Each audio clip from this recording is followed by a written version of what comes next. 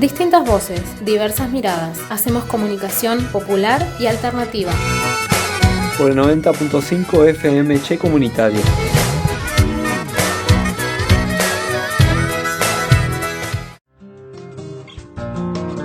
De tu pelo soy, hija de tu cuero, soy el olvidado de la alcancía del tiempo. Un martes nuevo, con nuevos debates, con un encuentro con los pensamientos. Otro martes donde nos repensamos, damos vuelta a todo eso que traíamos como verdades para construir otras miradas, crecer. Y en este contexto fueron muchas cosas las que nos propusimos compartir en un momento de aislamiento, de cuarentena, de pandemia. Y nos propusimos ver distintas aristas de esta realidad desde diferentes roles.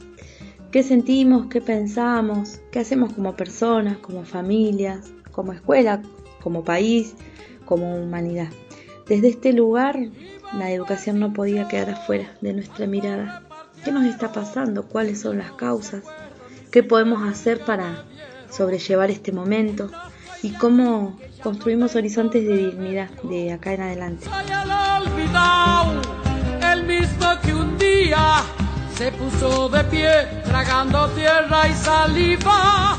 Cuando el aislamiento social preventivo y obligatorio fue decretado el 19 de marzo mediante un DNU por el Gobierno Nacional, se nos dijo a todos los ciudadanos que estábamos viviendo un momento singular. Y entre otras medidas con las cuales se promovía el trabajo a distancia, se suspendían también las clases para evitar contagios, para evitar trasladar el virus, para cuidarnos, entre todos, la salud y para que el sistema de salud ya bastante vapuleado no colapse. El momento es singular. La decisión de parar todo en un sistema capitalista y patriarcal también. Las clases suspendidas, los establecimientos educativos de todo el país cerrados. Familias enteras debían cumplir la cuarentena. Toda su normalidad cotidiana ya no era tal. Pidieron que nos adaptáramos y la incertidumbre era inconmensurable. Pero nada se detuvo. Todo continuó a través del mundo digital.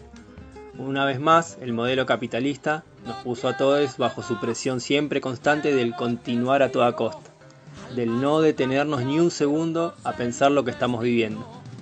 Una vez más, inclusive en una situación altamente particular, singular, extraordinaria, el show debía continuar, sin importar si nos sentíamos agobiados, ansiosos, estresados, por el encierro, por los niveles de información, de paranoia televisada y de una comunicación a la que no estábamos habituados, pero había que habituarse porque el patrón así lo demandaba.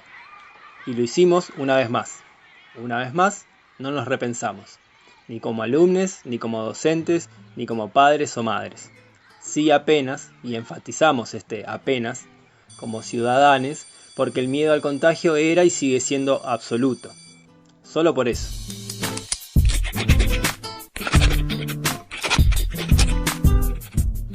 La educación no era una cuestión esencial, por lo que estaba exenta de toda actividad, pero solo los edificios se detuvieron. En cambio, los docentes, de un día para el otro, debieron adaptar sus sistemas de trabajo pensados y estudiados durante años para el aula a la virtualidad. Y esto, sin dudas, implica un aprender a enseñar de nuevo.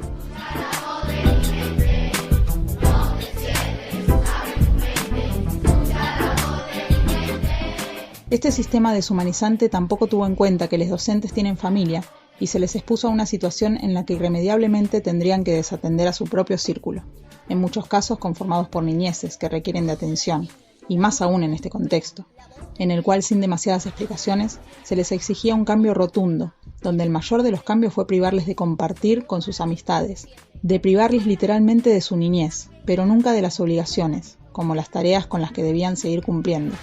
La adultocracia productiva, ultra latente y dominante, siempre mirándolo todo desde arriba. La voz de la escuela, la voz del maestro, la voz de la conciencia. Otra cuestión alarmante fue que, como quien con desprecio le tira un hueso al perro, se impuso a este omnipotente seguir educando de manera virtual, sin un solo senso de conectividad. Es decir, continuar con un ciclo lectivo adaptado, pero sin ocuparnos por quién realmente podía adaptarse a los engranajes infrenables de esta máquina. Esta y muchas otras cuestiones más, que sin duda merecen una discusión amplísima, nos dispuso a preguntarles a los docentes de diferentes zonas y niveles ¿Cómo es ser docente en este contexto? Y estas son algunas de sus voces, de sus sentires y sus pensares. Creo que el ser docente estaba, por lo menos en tensión, sino en crisis, ya antes de la pandemia. En cuanto a la búsqueda del sentido del ser docente y el sentido de la escuela, lo que hace la pandemia es nos cambia un poco el marco, nos obliga a una clausura, a un aislamiento físico y a un cambio del lugar en el cual acontece la docencia. Esto de estar encerrados, estudiantes y docentes, y comunicarse de manera virtual, nos permite salir del lugar habitual y reflexionar acerca del sentido de la educación, de lo que enseñamos y aprendemos, y del sentido para nosotros docentes, del sentido del ser docente.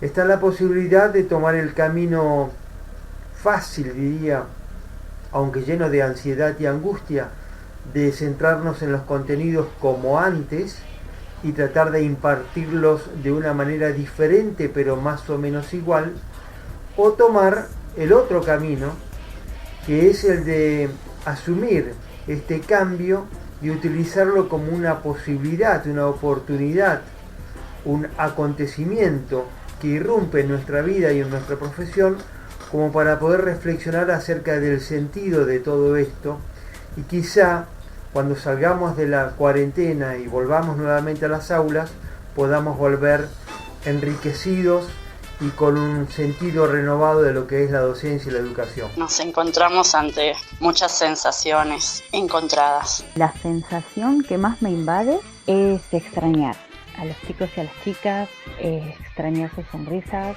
su compartir. Está pasando, distintas situaciones, pero me parece que lo más importante de todo esto es que se están formando vínculos distintos con las familias. Y estamos en una búsqueda permanente de nuevas vinculaciones o formas de vincularnos. Ser docente en este contexto es muy difícil. Ya lo es para las zonas rurales en tiempos donde no hay cuarentena, poder acceder al transporte o poder ir directamente a trabajar ya es algo muy complicado. Imagínense lo que es hacerle llegar el material a los y las estudiantes en este contexto. Para mí hoy ser docente es ser un ignorante de los medios tecnológicos y un ignorante de la realidad hacia donde me dirijo. Nos requiere mucho trabajo y mucha imaginación también, porque es difícil poder transmitir las teorías sin estar allí presente. También es malabarear entre las tareas cotidianas y el estar disponible y atenta casi 24 horas a los tiempos de trabajo de cada uno de los chicos. Me pregunto quién soy como sujeto. Y soy una mujer, soy docente, trabajadora, soy madre y también me tengo que ocupar de las cuestiones del hogar. Entonces pensaba que esto antes de la cuarentena y de la pandemia, estos roles estaban totalmente diferenciados y hoy me encuentro haciendo los 3 roles al mismo tiempo, incluso en la enseñanza de mis hijas. Y es la posibilidad de valorar y fortalecer el vínculo por sobre todas esas otras cosas, más que los contenidos, más que la materia. Y por otra parte, me siento un poco rota en la relación pedagógica porque no hay nada más importante que mantener esos vínculos. Creo eso es lo más primordial en la enseñanza y el aprendizaje. Se torna difícil pensar en un contexto de incertidumbre, de falta de encuentros con el otro, por falta de servicios, por falta de conectividades. Eso también habla de las desigualdades, ¿no? De posibilidades que en general ya se dan en la educación tradicional. Pensémoslo en esta virtualidad a la que nos vemos obligados para cumplir la cuarentena. Soy trabajadora de educación especial rural. Nos hemos encontrado más que nunca con las grandes desigualdades sociales que se viven en las ruralidades y nosotras trabajando también con situaciones de discapacidad auditiva, visual, motora, intelectual. Esta situación nos puso en un terrible y tremendo desafío para poder mantener el vínculo con nuestros estudiantes. Va a servir, sí nos va a servir, pero siempre y cuando nosotros cambiemos y podamos trabajar realmente desde lo colectivo, pero desde lo colectivo profundamente. Lo que realmente me interesa es que pueda haber primero un reconocimiento hacia los pueblos, hacia el pueblo mapuche, y una mayor equidad social, que se materialicen en la práctica, en la vida de las personas, de las familias, de nuestros estudiantes. Soy mujer, soy hija, soy hermana, soy compañera, soy madre, soy docente.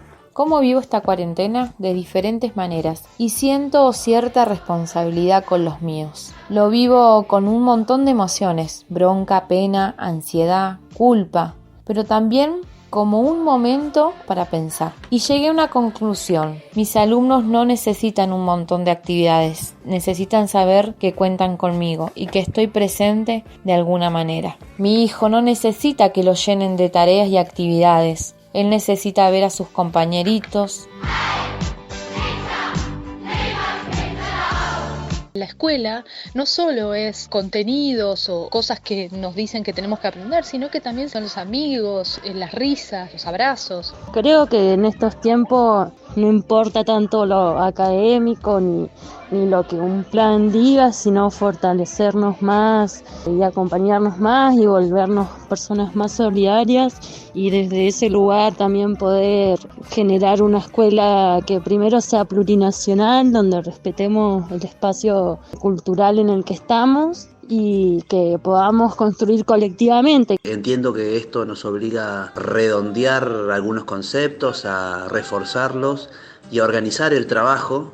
En estos tiempos es mucho más difícil la comunicación, sobre todo porque los chicos se encuentran viendo todo muy alejados entre sí, y hacer llegar la tarea es un papel burocrático, como toda la educación, que se termina siendo muy tedioso para todos.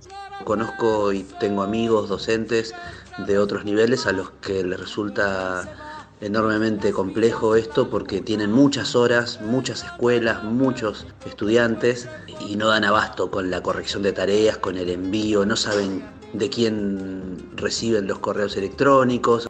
Y bueno, y si alguna enseñanza nos deja esto, es que no hay una mejor forma para compartir los conocimientos, que el encuentro, el rol del docente frente al grupo, frente al aula, es fundamental, y esto lo deja muy pero muy en claro.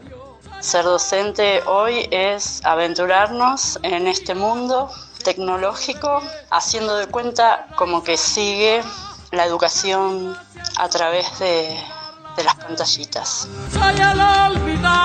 Pero no son solo los docentes quienes tienen que aprender a utilizar las nuevas tecnologías.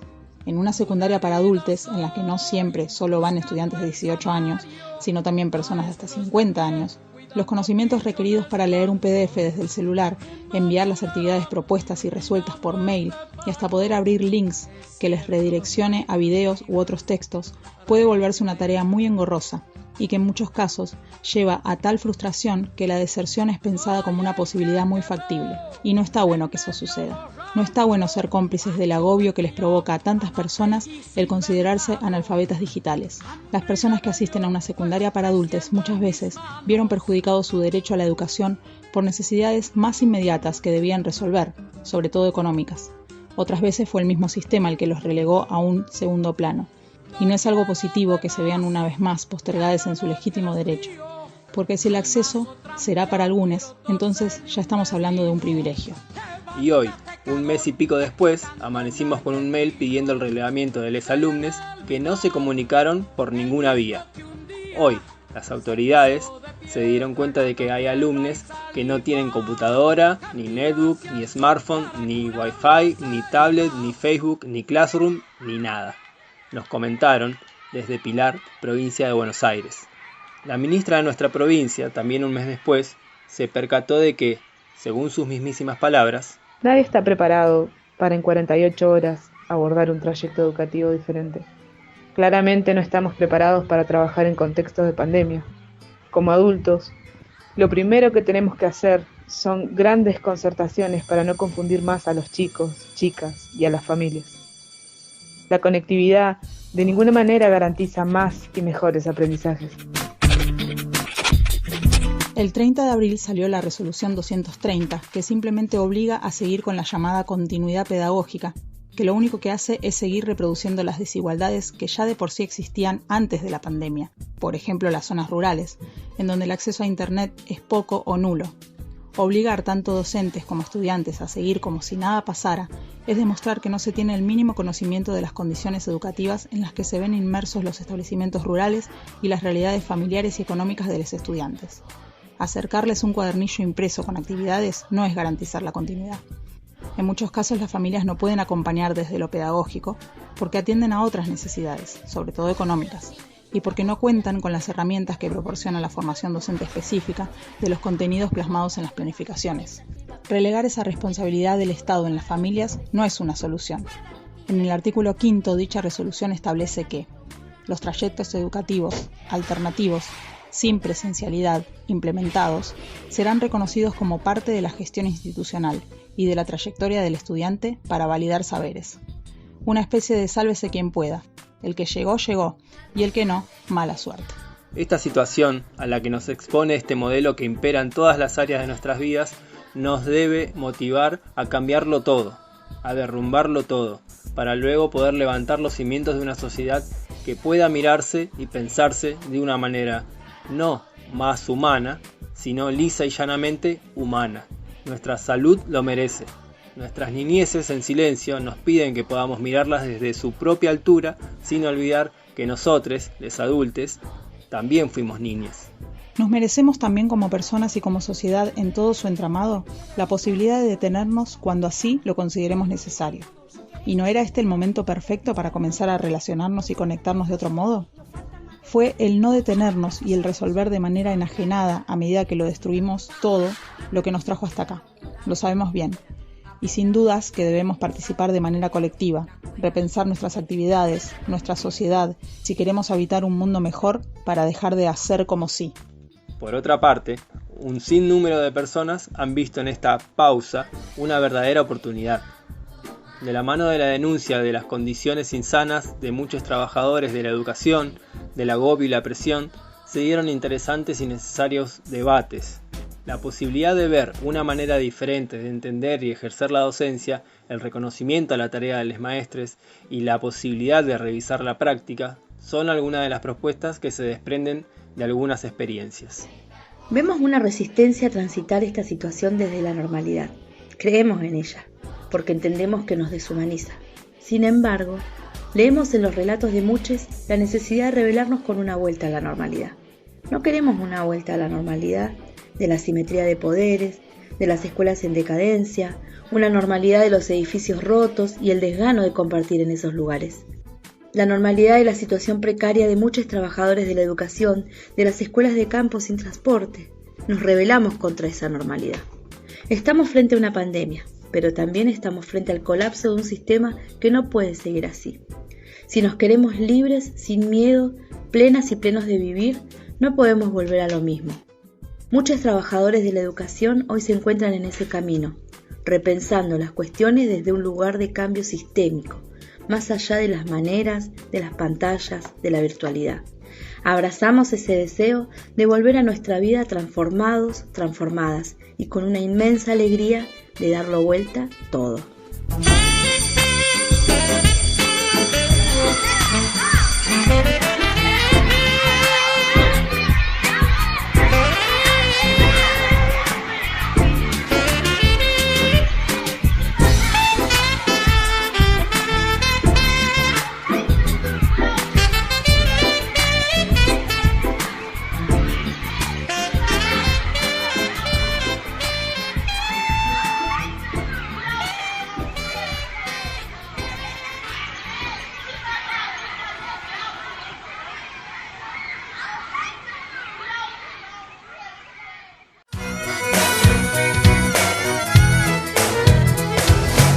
Distintas voces, diversas miradas. Hacemos comunicación popular y alternativa. Por el 90.5 FM Che Comunitario.